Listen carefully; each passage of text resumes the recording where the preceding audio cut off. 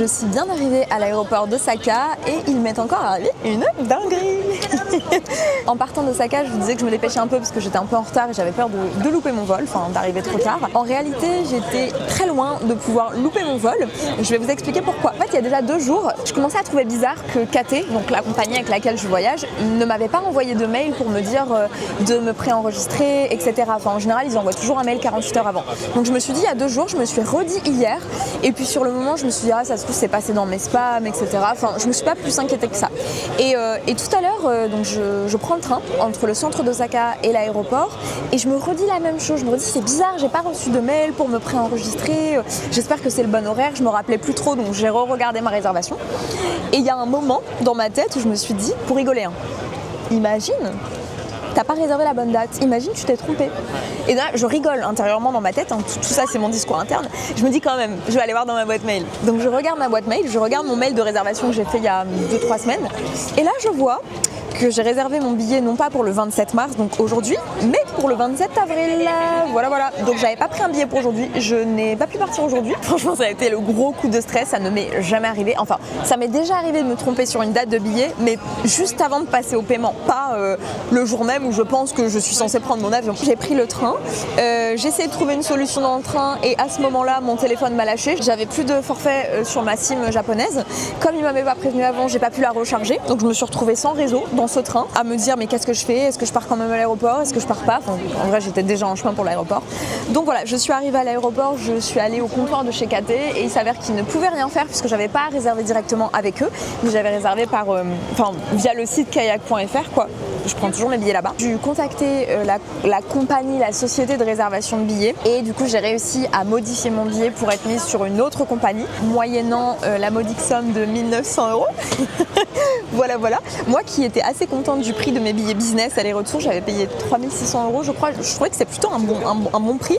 Bon finalement on va pas se mentir, mes billets m'ont monté plus de 5 000 €. J'ai pas trouvé le vol idéal, mon vol part dans 8 heures. J'ai 8 heures à attendre dans le hall de l'aéroport parce que je peux même pas encore m'enregistrer. Je peux pas accéder au business lounge pour me reposer, pour prendre une douche. Finalement je vais prendre le vol pour Séoul, donc je fais un Osaka-Séoul et ensuite un Séoul-Paris. À Séoul j'ai 8 heures d'escale aussi. Una noche pensando en ti, espero que todo esté bien. Mirando al cielo and I hope you're doing that. Ça y est, je suis enfin rentrée en France et après 10 jours passés au Japon pour dénicher des sacs de luxe à prix cassé, je vais enfin pouvoir vous donner mon verdict, à savoir est-ce que le Japon est si intéressant que ça? Est-ce que c'est l'Eldorado dont tout le monde parle pour acheter des sacs et articles de luxe à prix cassé, ou bien est-ce que c'est une énorme illusion? Je vais également vous révéler tous les achats que j'y ai effectués et surtout combien ils vont me rapporter dans les semaines et mois à venir quand je vais les revendre. Et surtout, je vous partagerai toutes mes bonnes adresses pour trouver des articles de luxe à tout petit prix et vous ne les trouverez nulle part ailleurs, car vous le verrez dans cette vidéo, je ne me suis pas du tout contentée d'aller dans les magasins qu'on trouve partout sur internet, qui sont les magasins à touristes avec des prix trop élevés pour moi. Bref, dans cet épisode, je vais vous révéler toute la vérité sur ce voyage et c'est probablement pas ce à quoi vous vous attendez. Donc pour rappel, je suis partie pendant 10 jours au Japon où j'ai fait 2 villes principales, Tokyo et Osaka.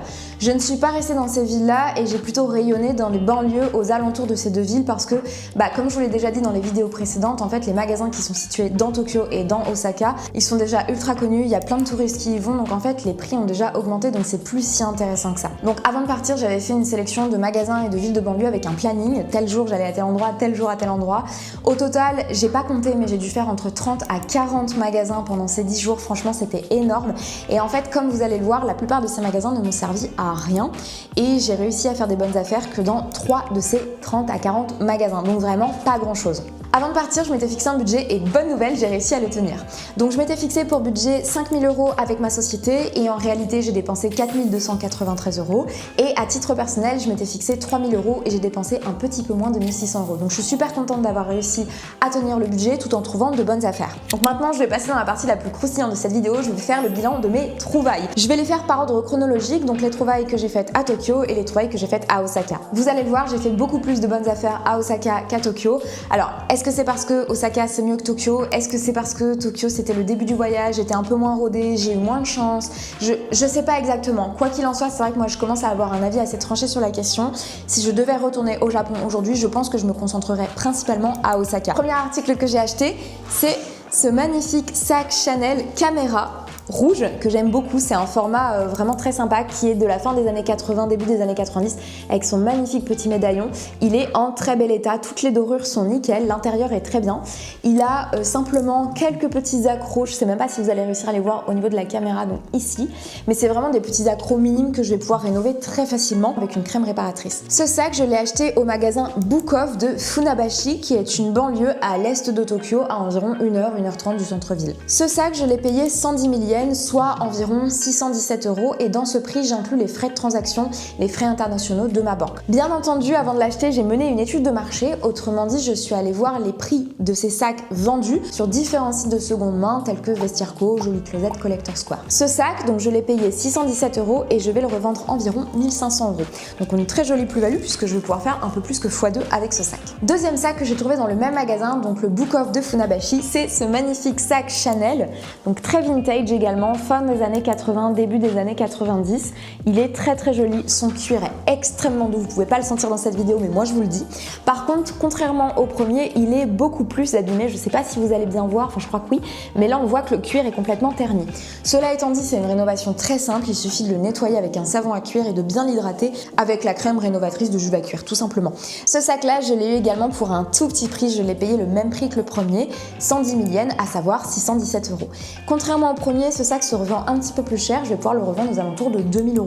Donc c'est un sac avec lequel je vais pouvoir faire plus que x3 par rapport à la valeur initiale, donc vraiment une vraie pépite. Je pense même que c'est... Ah non, c'est pas la plus grosse pépite de ce séjour, mais presque. Donc ça, c'était pour les achats de Tokyo. Maintenant, je vais vous présenter les achats que j'ai fait aux alentours d'Osaka. Donc Osaka, j'ai trouvé 2 magasins où j'ai fait des bonnes affaires alors que j'en ai visité je sais pas combien. La plupart d'entre eux, c'était vraiment des magasins à touristes dans le centre d'Osaka avec des prix déjà beaucoup trop élevés. Cela étant dit, je me suis rendue un jour dans une banlieue qui s'appelle Kashihara, près de Nara, à 1h, 1h15 d'Osaka à peu près. Là-bas, j'ai fait 3 magasins, Hard Off, Book Off et Second Street. Et à Second Street, j'ai trouvé plein de choses, mais pas du tout des sacs. Il y avait énormément de bijoux et d'accessoires et j'ai décidé d'acheter 3 bijoux chez eux. Premier bijou que j'ai acheté, je les trouve trop belles. Ce sont ces magnifiques, alors j'ai toujours pas enlevé l'étiquette, ces magnifiques clips d'oreilles de chez Céline qui doivent a priori dater des années 90. Il n'y a pas la date sur les tampons Céline. Mais voilà, vraiment des magnifiques clips d'oreilles et j'ai eu la bonne surprise parce que je ne le savais pas de pouvoir les acheter avec leur petite pochette d'origine Céline. Ces clips d'oreilles, je les ai payés 119 € et j'ai trouvé des modèles similaires qui avaient déjà été vendus sur Vestiaire Collectif au prix de 358 €.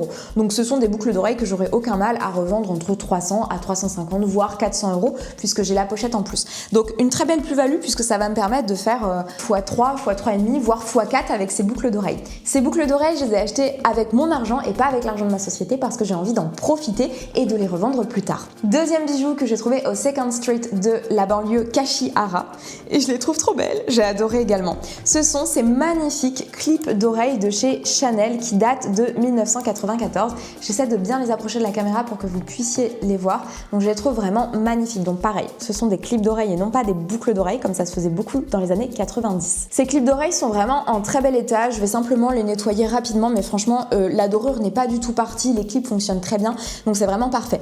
La seule chose que je vais faire avec eux, c'est que je vais me rendre chez Chanel et je vais leur demander des petites mousses en plus à insérer ici. Sur les clips d'oreilles de Chanel, il y avait toujours des petites mousses qu'on mettait là pour ne pas faire trop mal aux oreilles. Les mousses ont disparu, ce qui est totalement normal, les boucles d'oreilles ont plus de 30 ans. Donc je vais me rendre chez Chanel et je sais qu'ils vont pouvoir me redonner des mousses très facilement. Ces boucles d'oreilles, je les ai payées 179 € et après une étude de marché, j'ai vu que je pouvais facilement les revendre plus de 400 €. Donc pareil, une très belle affaire qui va me permettre de faire x2, voire x2,5.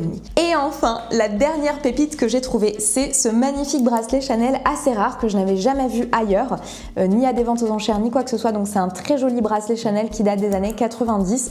Donc très classique, doré, noir, avec le fameux double C. Donc ce bracelet, il est plutôt en bon état, il est un peu noirci par endroits, je sais pas si vous allez réussir à voir sur la vidéo. C'est un bracelet que je vais pouvoir nettoyer par moi-même et avant de le revendre. Ce bracelet, je l'ai payé 240 € et quand j'ai fait mon étude de marché, je me suis dit waouh, je tiens une vraie pépite dans les mains. Ce bracelet, je l'ai vu à plusieurs reprises en vente, au-delà de 1000 € voire 1200 €. Donc je me dis qu'il y a clairement quelque chose à faire. Cela étant dit, moi je préfère toujours avoir des estimations un peu pessimistes et au mieux je serais ravie du résultat. Je me suis dit que ce bracelet, je pouvais le revendre pour sûr à 600 €. Donc acheter 240 pour être vendu 600, et ça se trouve dans le meilleur des cas, je vais pouvoir le revendre à 800, à 900, voire à 1000 € et ce sera vraiment la pépite de ce voyage. Donc voilà pour ce très beau bracelet Chanel. Maintenant, je vais passer aux derniers achats que j'ai réalisés à Osaka, et pour le coup, c'était à Osaka même, et ça a vraiment été le magasin pépite de ce voyage. Parmi ces achats, il y a la plus grosse pépite que j'ai achetée. Donc, le premier achat que j'ai réalisé, c'est ce magnifique sac Chanel vintage. J'adore sa forme, le côté très rigide, le côté très plus haut que large. C'est vraiment un sac que j'aime beaucoup. Donc c'est un joli sac à main qui est vraiment en excellent état. Toutes les dorures au niveau du fermoir ou au niveau des attaches sont nickel. L'intérieur du sac est nickel. Il n'est vraiment pas du tout abîmé, à croire qu'il a très peu été porté. Et il vient également avec son petit livre, donc sa carte d'authenticité et son petit livret descriptif. Donc ce sac, je l'ai trouvé dans le magasin pépite du Japon à ce jour. En réalité, c'est pas vraiment un magasin, c'est une société qui s'approvisionne directement aux enchères japonaises et qui revend en direct lors de live avec son audience. Donc ils font des lives sur Insta, ce genre de choses. Mais ils ont quand même un petit bureau où ils entreposent quelques sacs et ils reçoivent des particuliers. Mais ce n'est pas du tout un magasin qui a pignon sur rue, c'est d'ailleurs pour ça qu'ils se permettent de pratiquer des prix plus bas, parce que ils n'ont pas de magasin à entretenir, ils n'ont pas de vitrine, ils n'ont pas d'employés, etc. Enfin voilà, il y a beaucoup moins de monde que dans un vrai magasin. Donc si vous voulez vous rendre là-bas, je vous recommande de suivre le compte Oldies But Goodies et surtout de leur envoyer un message avant de passer les voir, parce qu'encore une fois, c'est pas un magasin, vous pouvez pas passer comme ça. Il faut que vous ayez leur adresse et pour ça, il faut leur écrire tout simplement. Donc pour revenir à ce sac-là, je l'ai payé 933 €, frais de carte bancaire inclus. Ce sac, il n'a absolument aucune réparation à faire. Si je devais faire un truc, je ne saurais même pas quoi faire dessus. Donc je vais pouvoir le remettre en vente très rapidement. C'est un sac que j'ai vu en vente à plus de 3000 € sur un site de seconde main. Moi, je vais viser une revente un petit peu plus réaliste aux alentours de 2000-2200 €. Deuxième achat que j'ai réalisé chez Oldies But Goodies, c'est ce magnifique cabas Chanel noir. Je le trouve absolument incroyable. Il est en excellent état. Son cuir est vraiment très doux. Sa chaîne est en très bel état. Son fermoir aussi. L'intérieur est parfait. Il a son hologramme. Enfin vraiment, il est ultra complet et il est vraiment top. Ce sac, je l'ai payé 1038 € et c'est un modèle que je vais pouvoir revendre aux alentours de 2200 €.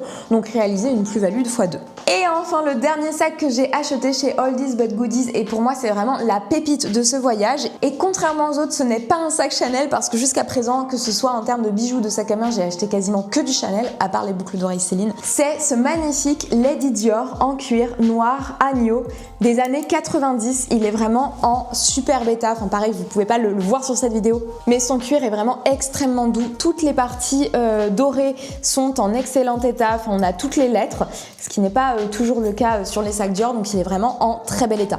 Ce sac, je vais quand même le rénover, donc je vais le nettoyer et l'hydrater pour lui redonner encore plus de superbe. Et ce qui est génial avec le sac, c'est surtout son prix. Ce sac, je l'ai payé 550 € et je vais pouvoir facilement faire x3 avec ce sac parce que je vais le revendre plus de 1800 €. Clairement, le Lady Dior noir, c'est un grand classique. Lui, il est dans un état magnifique, donc je vais pouvoir faire une très belle plus-value. Donc au total, j'ai dépensé un peu plus de 4200 € pour acheter tous ces sacs et ces bijoux, et une fois revendus, ils vont me rapporter plus de 10 800 €, donc vraiment une très belle plus-value. À cela, il faut tout de même déduire les frais de douane que j'ai payés en arrivant à Paris, donc je vous montre le petit reçu, parce que quand vous revenez en France avec des articles achetés à l'étranger qui dépassent le seuil de, je crois que c'est 423 ou 430 € à vérifier, vous devez les déclarer à la douane. Donc c'est ce que j'ai fait, et donc j'ai payé des droits de douane de 3%, la TVA de 20% et un autre truc qu'on m'a expliqué qui était spécifique à la maroquinerie de 0,15%. Bref, au total, j'ai payé 811 € de frais de douane. Donc ces frais de douane viendront bien entendu diminuer un petit peu ma plus-value, mais seulement à hauteur de 811 €. Donc comme je disais, moi je pense revendre tout ça pour environ 10 850 €. Donc j'enlèverai, je soustrais ces 811 €, donc ça me fait une belle revente à 10 000 € globalement, ce qui reste clairement très avantageux. Et enfin, le dernier sac que je voulais vous présenter, et celui-ci j'ai pas prévu de le revendre, c'est un petit bijou que je me suis acheté pour moi, pour m'offrir. C'est ce magnifique sac Lady Dior en cuir argenté qui est dans un état incroyable avec sa bandoulière. Donc c'est un sac que j'ai trouvé comme les trois autres chez Oldies But Goodies à Osaka, et c'est un sac que j'ai eu à un super prix, je l'ai payé 1489 €. C'est un sac qu'en France on trouve entre 1900 à 2200 € lorsqu'il est dans un état comme celui-ci. Ce sac, j'ai pas prévu de le revendre, mais comme tout ce que j'achète pour moi, j'essaie toujours de les acheter intelligemment, parce que je me dis si un jour je m'en lasse, ça reste un sac argenté, il est possible que je m'en lasse. Si je souhaite le revendre, je veux pas perdre d'argent et si je peux en gagner, c'est encore mieux. Maintenant, j'avais envie de vous parler des bonnes et des moins bonnes surprises que j'ai rencontrées pendant ces 10 jours au Japon. Donc la première bonne surprise, et en réalité je m'y attendais, c'est que dans la plupart des magasins où je suis allée, les sacs sont en très bon, voire excellent état. Donc si on est à la recherche d'un sac où on n'a aucune rénovation à faire dessus, clairement c'est vraiment de très belles affaires. En fait, ce qui est incroyable par rapport à la France, c'est pas de trouver des sacs de 5 ans, 10 ans, 15 ans, donc des sacs assez récents en très bel état. En France, on peut les trouver. Non, ce qui est incroyable, c'est de réussir à trouver des sacs vintage qui ont plus de 30 ans, voire parfois plus de 40 ans, dans des états absolument incroyables. Et ça, en France, c'est quelque chose qu'on voit beaucoup moins. Moi, j'ai l'habitude de faire des ventes aux enchères où je vais pouvoir trouver des sacs des années 70, 80, 90, mais souvent, voilà, c'est des sacs qui ont bien vécu et que je dois rénover. Moi, ça me fait pas peur parce que je sais rénover, mais par contre, pour quelqu'un qui ne sait pas, clairement, ça peut être un frein. Au Japon, tous les sacs sont en excellent état, à part quelques exceptions près, comme par exemple ces deux-là que je vous ai montré tout à l'heure, ce qui m'a permis de les avoir à tout petit prix, parce que du coup, je pense que c'est pas des sacs qui intéressent les Japonais qui, eux, vont être à la recherche de sacs en excellent état. La deuxième bonne surprise que j'ai eue, c'est vraiment la diversité au niveau des modèles, au niveau des pièces. Que ce soit en termes de marques, il y a eu beaucoup de Chanel, de Dior, énormément de Louis Vuitton, ça je le savais, les Japonais sont très friands de Louis Vuitton, un peu de Hermès et plein d'autres marques telles que Prada, Fendi, Gucci. Donc au niveau de la diversité des marques, c'était incroyable, mais aussi au niveau de la diversité des dates des sacs. Donc il y avait des sacs très récents qui dataient des années 2020 ou des années 2010, mais il y avait aussi des sacs beaucoup plus vieux des années 80, des années 90. Donc ça permettait vraiment d'avoir le choix en termes de période. Et en dehors des sacs, il y avait aussi beaucoup d'autres pièces proposées. J'ai trouvé plein de ceintures, Hermès, Céline. J'ai trouvé également plein de bijoux, Céline, Chanel, Yves Saint Laurent, Dior. Enfin voilà, j'ai trouvé qu'il y avait vraiment une grosse diversité d'articles en vente. Et ça, pour moi, qui en tant qu'investisseuse n'aime pas mettre tous mes œufs dans le même panier, c'était vraiment l'idéal. Maintenant, au niveau des moins bonnes surprises que j'ai rencontrées, et la première ne va vraiment pas vous faire plaisir, c'est la contrefaçon. Moi, j'avais beaucoup lu avant de partir sur internet et j'avais beaucoup entendu qu'il n'y a pas de contrefaçon au Japon. C'est impossible, on ne peut pas trouver de contrefaçon au Japon. Bon, je vous avoue que j'étais un peu sceptique sur la question parce que pour moi, le risque zéro n'existe pas. Mais voilà, je savais que la législation japonaise était très stricte au niveau des peines encourues en cas de revente de contrefaçon et je savais qu'il y en avait moins qu'ailleurs. Enfin, en tout cas, c'est ce que j'avais cru comprendre. Le fait est que j'ai quand même réussi, parfois assez facilement, à trouver de la contrefaçon. Notamment quand je me suis rendue au marché aux puces de Tokyo. Là, il y avait que de la contrefaçon à quelques pièces près. Mais aussi quand je me suis rendue dans d'autres boutiques, notamment j'ai fait une boutique qui s'appelait Trefac Style dans une banlieue, je me rappelle plus laquelle, mais aux alentours de Tokyo, où j'ai repéré tout de suite un sac Gucci qui était clairement fake. Il y avait également une pochette Louis Vuitton qui sentait pas très bon, hein, on va pas se mentir, donc je suis très vite sortie de ce magasin. Donc forcément c'est un constat qui fait pas plaisir, surtout quand on n'est pas capable soi-même de repérer la contrefaçon. C'est pas mon cas parce que je me suis formée sur le sujet et je suis capable de repérer un vrai sac d'un faux sac, sauf si vraiment la contrefaçon est incroyablement bien réussie, mais de manière générale, dans 90% des cas, je vais être capable de détecter ce qui est vrai, ce qui n'est pas vrai. Cela étant dit, je me suis rendu compte qu'en fait il y avait deux types de magasins. Les magasins qui n'étaient affiliés à aucun organisme anti-contrefaçon et les magasins qui avaient des checks anti-contrefaçon. La plupart des magasins au Japon font partie de cette organisation-là, la ACD. Grosso modo, c'est une organisation qui lutte contre la distribution de produits contrefaits. Elle vient réaliser une sorte d'audit, de double check des pièces qui sont vendues par un magasin. Donc ça permet en fait au magasin d'être sûr de ce qu'ils vendent parce que le magasin fait toujours un check de ses pièces lui-même, mais en plus de ça, il va avoir un check de ses auditeurs-là. Donc grosso modo, quand vous rentrez dans un magasin qui est affilié à l'AACD, vous pouvez y aller quasiment les yeux fermés. A priori, vous ne trouverez pas de contrefaçon. Par contre, si vous rentrez dans un magasin qui n'est pas du tout affilié à l'AACD, alors là, faites très attention parce que même sans le vouloir, et je pense que dans la plupart des cas, c'est sans le vouloir, il peut y avoir des contrefaçons qui se trouvent dans les rayons de ce magasin. La deuxième mauvaise surprise que j'ai eue, c'est à propos de la détaxe. J'avais lu sur internet qu'en achetant un sac au Japon en tant qu'étranger, on pouvait bénéficier de la détaxe, donc de moins 10%. Et moi, j'avais trouvé ça super intéressant parce que je m'étais dit, au retour en France, je vais payer la TVA de 20%, mais au Japon, je pourrais déduire la TVA de 10%. En réalité, pas vraiment. Les seuls magasins qui pratiquent la détaxe, ce sont vraiment les gros magasins qui ont pignon sur rue et qui sont vraiment spécialisés dans le luxe. Et en fait, dans ces magasins-là, vous allez trouver plein de sacs de luxe sans problème, mais ils vont tous être très chers. Ce sont les magasins du type Brandhoff, Komeyo, etc. Donc en fait, moi, ces magasins-là, ça valait pas la peine parce que de toute façon, leurs sacs étaient bien trop chers, même en bénéficiant de moins 10%. Et en réalité, la plupart des autres magasins que j'ai fait, comme Oldies But Goodies, Book Off, Second Street, je n'ai pas pu avoir la détaxe. Donc j'ai quand même payé ces 10%. Donc c'était un petit peu décevant parce que je m'attendais à avoir ma détaxe de 10%. Ça aurait été encore plus intéressant. Quoi qu'il en soit, ça rend quand même mes achats très rentable. La troisième mauvaise surprise que j'ai eue, c'est au niveau des marques proposées dans certains magasins. Dans les magasins du type Book Off, Second Street, etc., parfois j'avais de la chance de tomber sur des sacs Chanel, Dior, Louis Vuitton, quasiment toujours, Hermès très rare, mais parfois dans certains de ces magasins, il n'y avait aucune de ces marques-là et il n'y avait que des marques qui n'étaient pas du tout des marques de luxe, mais plutôt des marques premium, du type Coach, Burberry, Longchamp, Courrèges, bref, absolument pas des sacs qui m'intéressaient. Donc j'ai conscience que ça peut être des sacs qui sont recherchés par certaines personnes, mais en tout cas moi, pour faire de l'investissement, c'était pas du tout ma cible. Donc parfois ça m'est arrivé de faire plus d'1 heure, 1h30 de transport pour me rendre dans des magasins où en fait il y avait que ces marques-là. Donc autant vous dire que c'était ultra décevant. Maintenant je vais vous partager mes magasins pépites, ceux que je vous recommande absolument si vous voulez vous rendre au Japon pour acheter des sacs et articles de luxe à tout petit prix. Alors je vais commencer par les magasins que je ne vous recommande absolument pas du tout. De manière générale, ce sont tous les magasins spécialisés dans la revente d'articles de luxe qui se situent dans le centre de Tokyo, le centre d'Osaka. Il y a 2 chaînes principales que je ne vous recommande absolument pas qui sont Komeyo et Brandoff. Alors vous pouvez aller voir dans ces magasins parce que ce sont des magasins magnifiques. Vous rentrez vraiment dans un magasin ultra luxueux, la présentation est très belle, tout est en excellent état. Il y a plein de modèles très recherchés, mais en fait les prix sont beaucoup trop chers et honnêtement ça vaut pas vraiment la peine par rapport aux sacs que vous allez pouvoir trouver en France. Donc allez-y pour le plaisir des yeux, mais c'est pas du tout là-bas que vous allez faire de bonnes affaires. À Tokyo, tout ce qui va être situé dans le quartier de Ginza, clairement ça vaudra pas du tout le coup, mais en réalité pour avoir fait d'autres quartiers très touristiques à Tokyo tels que Shibuya, Shinjuku, je suis aussi rentrée dans certains magasins qui sont situés là-bas et ça ne vaut pas le coup non plus. À Osaka, si vous vous rendrez dans le quartier ultra central et très animé de Dotonbori, vous verrez, il y a énormément de magasins de revente de sacs de luxe. Franchement, je les ai pas tous faits, mais pas loin, hein. Je sais pas combien il y en a, mais j'ai l'impression qu'il y en a un tous les 5 mètres. Il y a une après-midi où j'ai été dédiée à ça, je rentrais, je sortais, je prenais des photos, je regardais, je les ai tous faits. Je les ai tous parcourus. Aucun d'entre eux ne vaut le coup, sauf à tomber vraiment sur une pépite. Tout simplement parce que ce sont des quartiers ultra touristiques.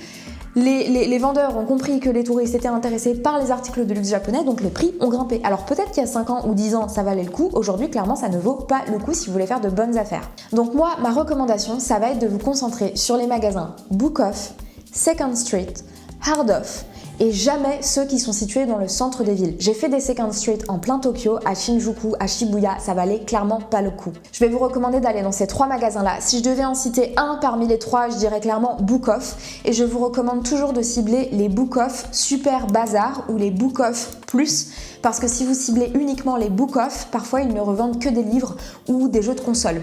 Donc en ciblant un Book Off Super Bazar ou un Book Off Plus, vous avez la chance d'avoir un rayon vestimentaire et un rayon luxe. Je vous recommande ces 3 magasins-là, toujours dans les villes de banlieue. Donc éloignez-vous le plus possible des centres. Regardez sur la carte Google Maps. En fait, moi, ce que j'ai fait tout simplement, c'est que j'ai pris mon Google Maps, j'ai rentré Book Off Super Bazar et donc j'ai regardé partout autour de Tokyo et j'ai sélectionné les villes qui étaient le plus accessibles pour moi en transport en commun. C'est vraiment ce que je vous recommande de faire. Personnellement, à Tokyo, j'ai adoré le Book Off Super Bazar qui est situé à Funabashi parce que j'y ai trouvé 2 pépites et il y avait même d'autres sacs qui étaient assez intéressants. Alors, est-ce que c'était un coup de chance ou pas? Je sais pas, en tout cas, ils ont un très grand rayon luxe, donc n'hésitez pas à aller voir ce Book Off là et je trouve qu'il est assez accessible depuis Tokyo. Maintenant, à Osaka, je vais vous recommander exactement les mêmes types de magasins, Second Street, Book Off, Hard Off. L'un des magasins où j'ai fait le plus de bonnes affaires, où j'ai pu trouver les 3 bijoux que je vous ai montrés, c'est le Second Street de Kashihara.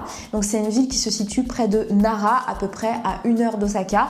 Pareil, c'est relativement accessible en transport en commun, je vous le recommande tout particulièrement. Et sinon, le magasin que je recommande à Osaka, et en réalité, je pense même que si j'avais un seul magasin à faire au Japon, ce serait celui-ci, c'est le Oldies But Goodies qui se situe dans le centre d'Osaka. Franchement, c'est le paradis chez eux, moi j'ai adoré leur boutique. Surtout, avant d'y aller, envoyez-leur un petit message sur Instagram pour qu'ils puissent vous recevoir et regardez bien leurs horaires d'ouverture. Il me semble que c'est 10h du matin jusqu'à 18h, c'est pas très étendu. Regardez leur compte Instagram, repérez à l'avance et rendez-vous sur place. Vraiment, ça a été la pépite. Et maintenant, la dernière pépite que je vais vous partager, et franchement, celle-ci, vous ne la trouverez nulle part ailleurs. Malheureusement, j'ai pas pu y faire de bonnes affaires moi-même parce que je l'ai découverte un peu trop tard. J'avais déjà quitté Tokyo et je m'étais déjà rendue à Osaka et elle se situe à Tokyo. Grosso modo, c'est une sorte d'entrepôt qui fonctionne sur le même principe que Oldies But Goodies, mais qui est situé à Tokyo. Pour y accéder et pour pouvoir acheter des sacs à tout petit prix, il vous faut absolument être un professionnel, donc il vous faut une société. Donc si vous avez une auto-entreprise ou une société société pour faire de l'achat-revente, il n'y a pas de problème, il vous suffira de leur montrer votre cabis ou de leur envoyer tout simplement votre site internet ou votre page de revente, comme ça ils pourront voir que vous êtes un professionnel. Ça s'appelle Brand Street Tokyo, je vous mets le nom juste ici. Je vous recommande de les contacter, de leur envoyer un mail avant de venir pour vraiment leur envoyer tous les documents en tant que société et ensuite vous aurez accès à leur entrepôt où vous pouvez faire de très belles affaires. Alors, verdict de ces 10 jours passés au Japon. Est-ce que le Japon c'est vraiment l'Eldorado dont tout le monde parle et où vous devez vous rendre pour acheter des articles de luxe à tout petit prix? Mon point de vue sur le sujet c'est oui, mais... En réalité, ma réponse est un petit peu mitigée pour différentes raisons et je vais vous expliquer pourquoi. En fait, il y a différents cas de figure. Si vous avez déjà planifié de faire un voyage au Japon et qu'il y a ce fameux sac de luxe dont vous rêvez depuis des années et que vous souhaitez le trouver en bon état, clairement, le Japon peut valoir le coup parce que les sacs vendus au Japon sont toujours en très bel état. Et en fait, mon point de vue, c'est que je trouve que pour un état similaire, les prix ne seront pas pareils en France. C'est-à-dire qu'on peut tout à fait trouver, par exemple, ce magnifique sac Lady Dior en France au prix où je l'ai acheté, quoique peut-être pas quand même, mais il sera pas du tout dans cet état-là. Il va être en très mauvais état, il va falloir aller le faire réparer chez un réparateur, ça va vous coûter plus cher, ça va dénaturer le sac. Donc l'avantage du Japon par rapport à la France, c'est qu'à prix équivalent, je trouve que les sacs sont en bien meilleur état, sont bien mieux entretenus. Par contre, ce qui ne vaut clairement pas le coup pour moi, c'est de vous payer un billet pour le Japon pour aller vous acheter un sac de luxe. Là, clairement, ça va pas être rentable. Donc clairement, ne partez pas exprès au Japon simplement pour vous acheter un ou deux articles de luxe. Vous n'allez pas rentabiliser votre billet d'avion, plus les frais sur place, l'hôtel, la nourriture, etc. Maintenant, le deuxième cas de figure, c'est si comme moi, vous êtes un professionnel, vous faites de l'investissement, vous faites de l'achat-revente. Alors là, il va falloir être super méthodique et je pense que c'est là où je suis un petit peu à la fois très satisfaite de ce voyage et à la fois mitigée sur certains points. Je suis très satisfaite au sens où voilà, je vois là mon butin à mes pieds, j'ai ramené plein de choses. Donc clairement, ça a été une très belle trouvaille. Mais ça m'a demandé énormément de temps, d'énergie et de préparation. Donc surtout, si vous voulez vous rendre au Japon pour trouver des sacs de luxe à tout petit prix pour faire une plus-value en les revendant en France, il va falloir préparer méticuleusement votre voyage. C'est-à-dire qu'on n'arrive pas au Japon en se disant « Bon, où est-ce que je trouve des sacs de luxe ?» Non. Parce que, comme je vous le disais, vous allez devoir trouver des magasins intéressants dans des banlieues aux alentours des villes où vous allez aller. Et ça, en fait, vous n'allez pas pouvoir les trouver le matin même. Je vous rappelle que pour me rendre dans les villes de banlieue, au minimum, je passais 1 heure, voire 1h30 dans les transports en commun. Donc tout ça, ça se planifie bien à l'avance parce que vous allez devoir vous lever tôt le matin, vous allez devoir patienter dans les transports, vous allez devoir aussi beaucoup marcher d'un point A à un point B. Moi j'ai marché en moyenne je crois entre 15 à 17 km par jour, donc ça demande vraiment de l'énergie, du temps et un peu de préparation mentale parce que clairement ça va être un voyage extrêmement fatigant. Donc si vous voulez rentabiliser au mieux votre voyage et ne pas être découragé, je vous recommande à minima de préparer ce voyage une semaine à l'avance en vous faisant un planning très clair. Tel jour je vais dans telle banlieue, je cible tel magasin, tel jour je vais dans telle banlieue, etc. Et surtout, si j'avais un conseil à vous donner, c'est de vous appuyer sur mes recommandations de magasins. Mais surtout, mon conseil le plus important, si vous vous rendez au Japon pour acheter des sacs de luxe avec l'espoir de faire une plus-value en revenant en France, ne vous contentez pas de ramener 1, 2 ou 3 sacs. Il va vraiment falloir que vous calculiez le montant dont vous avez besoin pour pouvoir rentabiliser votre voyage et faire de l'argent en plus. Parce que clairement, se rendre au Japon en se disant je vais faire de bonnes affaires et je vais devenir riche grâce à ça, pour moi, c'est vraiment une illusion. Et si votre objectif, c'est d'acheter 1, 2, 3, 4 articles maximum, en toute honnêteté, les pépites, vous pouvez les trouver en France. Il y a plein de sacs que j'ai trouvés dans des magasins au Japon qui étaient à des prix plutôt intéressants, mais en vrai, je les avais déjà vus au même prix aux ventes aux enchères. Je les avais déjà vus au même prix au fin fond d'une page Vinted ou au fin fond en scrollant sur Vestiaire.co. Donc en fait, ce que j'essaie de vous dire là, c'est que oui, au Japon, il y a un nombre de pépites qui est assez important comparé à d'autres marchés. En gros, ne vous rendez pas au Japon uniquement pour sourcer des sacs de luxe si c'est pas un voyage que vous avez prévu à l'avance ou si vous ne comptez pas ramener beaucoup d'articles pour faire de grosses plus-values, restez en France et trouvez vos pépites en France, il y en a déjà énormément. D'ailleurs, je vous rappelle que si l'investissement dans les articles de luxe pour générer des revenus complémentaires vous intéresse, j'ai lancé un programme en 2023 qui s'appelle Start Enchères. Je vous enseigne tout de A à Z pour trouver des articles intéressants qui vont pouvoir vous rapporter plusieurs centaines, voire dans certains cas plusieurs milliers d'euros de revenus complémentaires tous les mois. Donc si c'est un sujet qui vous intéresse, je serais absolument ravie de vous intégrer dans la communauté Start Enchères. N'hésitez pas à regarder, je vous mets le lien dans la description de cette vidéo. Le moment est venu pour moi de clôturer cette mini-série dédiée au Japon. J'espère que ça vous aura plu. Personnellement, j'ai adoré me rendre là-bas. J'ai adoré vivre ces 10 jours avec vous, vlogger, vous partager mes trouvailles et surtout, j'ai vraiment hâte de revendre tous mes articles de luxe. Si vous ne le faites pas déjà, n'hésitez pas à venir me suivre sur mon compte Instagram l.investi. C'est là que je vous partagerai en story et en post les reventes de tous ces magnifiques articles et les centaines et milliers d'euros de plus-value que je vais pouvoir réaliser grâce à eux. Et avant de clôturer cette vidéo, je tenais à vous offrir mon e-book gratuit que j'ai écrit sur les 8 étapes clés pour vous lancer dans l'investissement dans les sacs de luxe. N'hésitez pas à le télécharger gratuitement, le lien est dans la description de cette vidéo et je n'ai plus qu'à vous dire à très vite.